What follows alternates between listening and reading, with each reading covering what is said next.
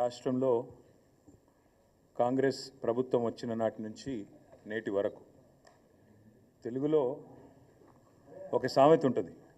వెనక లొల్లి పెట్టకూడతాం, తర్వాత బంద్ చేయండి, లొల్లి పెట్టకూడదు ప్లీజ్.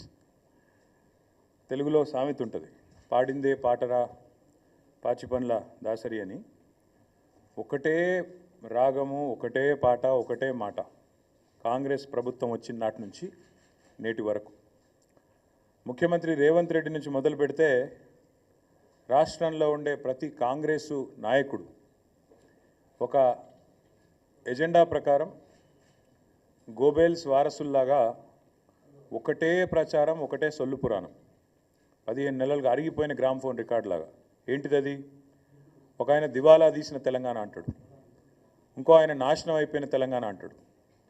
ఇక ముఖ్యమంత్రి అయితే ఇంతకంటే దివాలా కోరు ముఖ్యమంత్రి బహుశా భారతదేశంలో ఎవరు ఉండరు.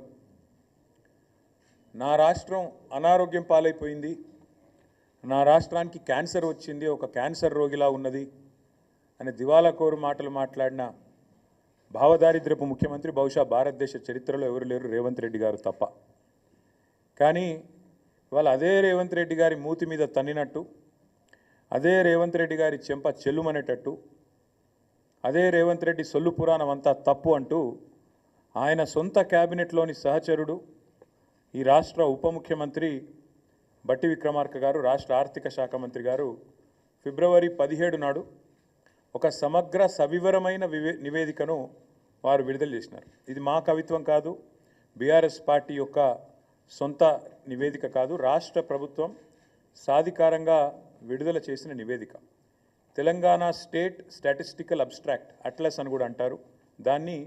ఫిబ్రవరి 17 నాడు మరి కేసీఆర్ గారి జన్మదిన కానుక అనుకున్నారేమో కానీ వారు విడుదల చేసి ఇందులో ముఖ్యమంత్రి మూతి మీద తన్నేటట్టు కొన్ని వాస్తవాలు చెప్పినారు.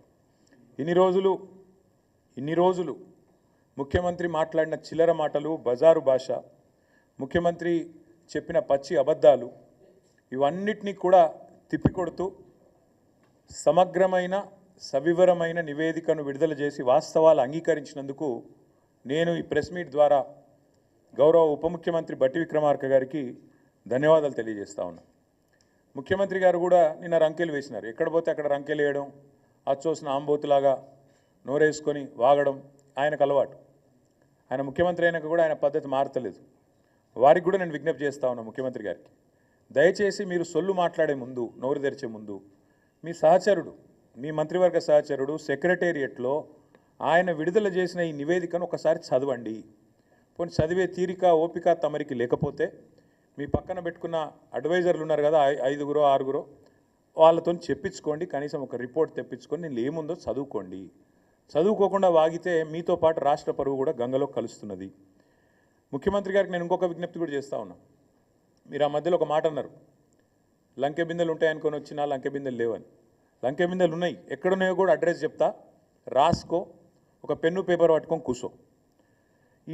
ఈ స్టాటిస్టికల్ అబ్స్ట్రాక్ట్ అనేది ఏదైతుందో ప్రభుత్వం ఎంత దౌర్భాగ్య ప్రభుత్వం ఇదంటే, ఇది వాస్తవాలు చెప్పింది, వాస్తవాలను బయటపెట్టింది అని మేము చెప్పంగానే వెంటనే మరుక్షణమే దీన్ని తీసేసినారు, తొలగించినారు. ఎక్కడికి వెళ్ళి వెబ్సైట్లోకి వెళ్ళి వెంటనే డిలీట్ చేసినారు.